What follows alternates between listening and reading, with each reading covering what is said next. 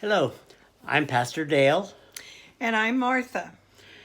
and we're staff pastors at a large church in California, USA. Our last name is Rose, like the flower.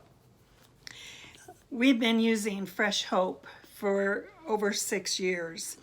Our son, after graduating from college where he prepared to be a pastor, had a complete total mental breakdown, ended up hospitalized, and dealt with this from 1997 until his untimely death in 2014. During that time, he went to many support groups, and none of them were faith based. There were none at that time. There are still very, very few today. And he would come home after going to one of those support groups and feel worse than when he went because there was no hope there. It was just how bad things were and how badly things were going to be in the future. They're just going to get worse. And so when Fresh Hope came along, we were thrilled and he was thrilled that finally there was something that would teach that our hope in Jesus Christ is what sees us through these difficult times. You don't have to be a professional to be a facilitator with Fresh Hope. You only have to have a heart for the hurting. And I know that surely that is you.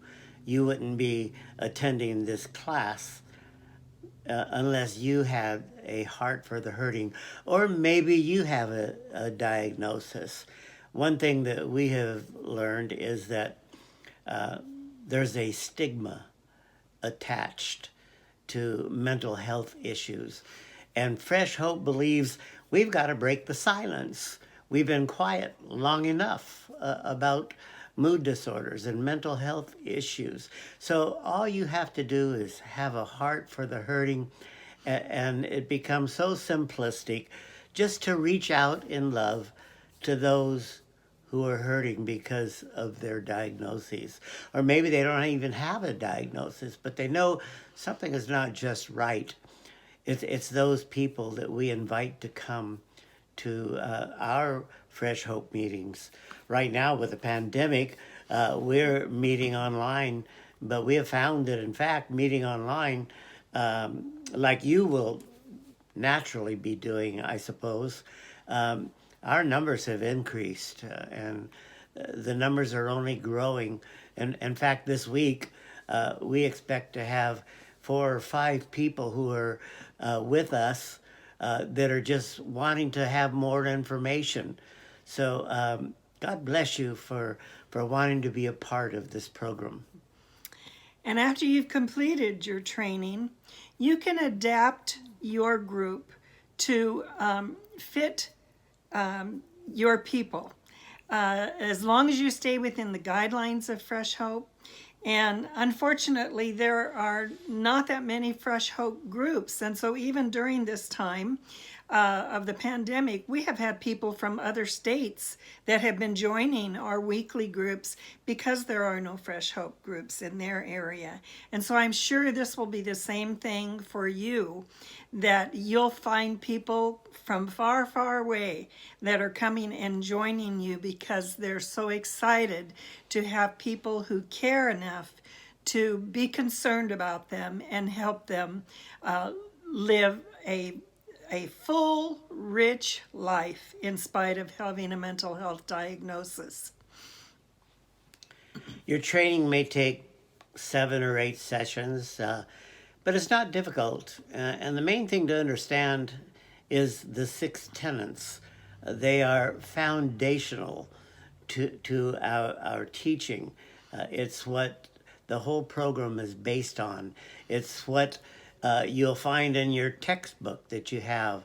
The textbook is, in fact, the 6 tenets, and it's a valuable tool, and it's so easily taught. It doesn't take a degree. It doesn't take a lot of expertise and verbal skills.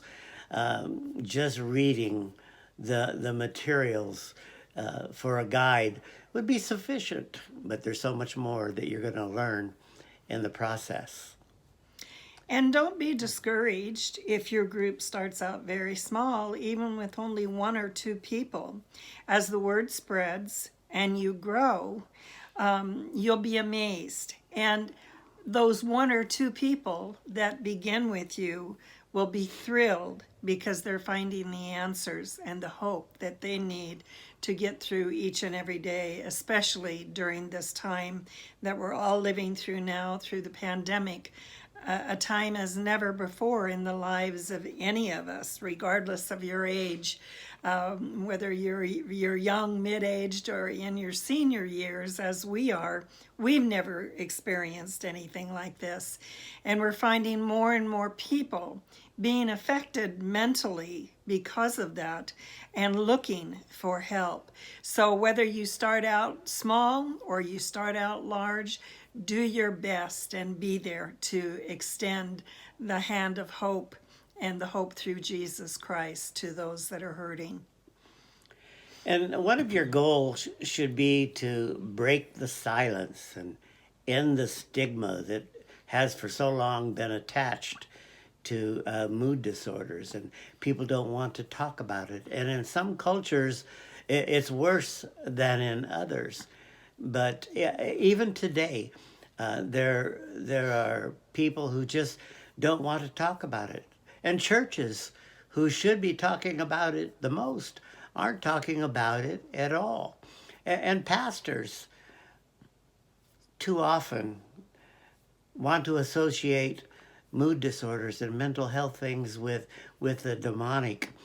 And it's so frustrating to see that out in the community where some ministers want to attach the demonic to legitimate conditions that have been diagnosed medically.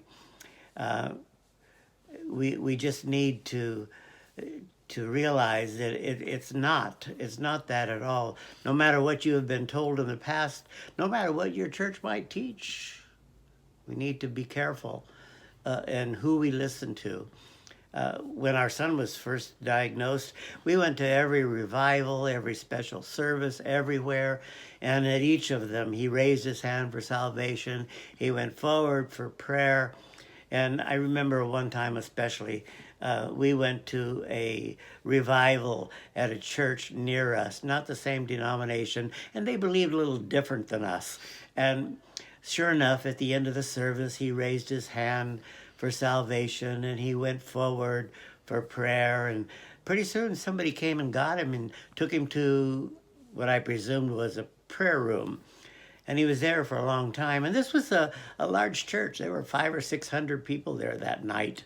And then all of a sudden I look up and they have him in the baptistry. And they're baptizing him because he hadn't been baptized in the way their church believed. So they thought he wasn't even a Christian. And then he left there. And it was a little while before somebody came and got me and brought me into the office. They didn't know that I was a pastor. They didn't know who I was.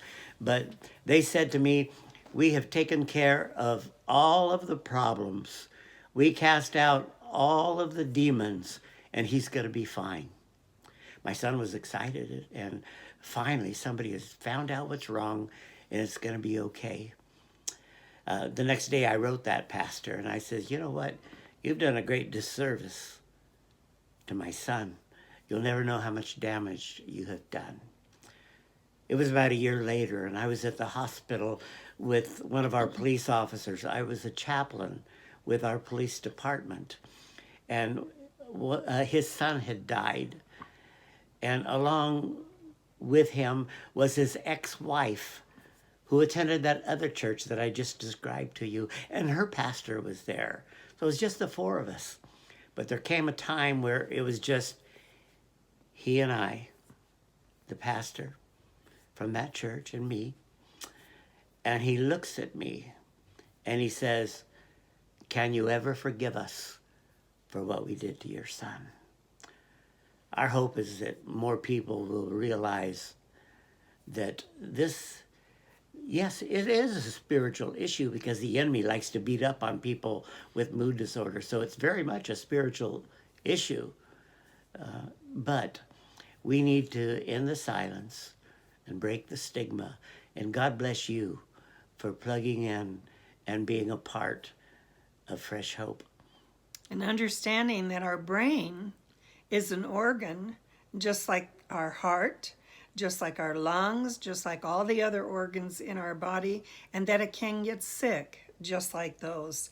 There is no shame or stigma associated with cancer or heart disease or diabetes or any other disease that your body can have. And it should be the same with mental health issues. No stigma, no shame.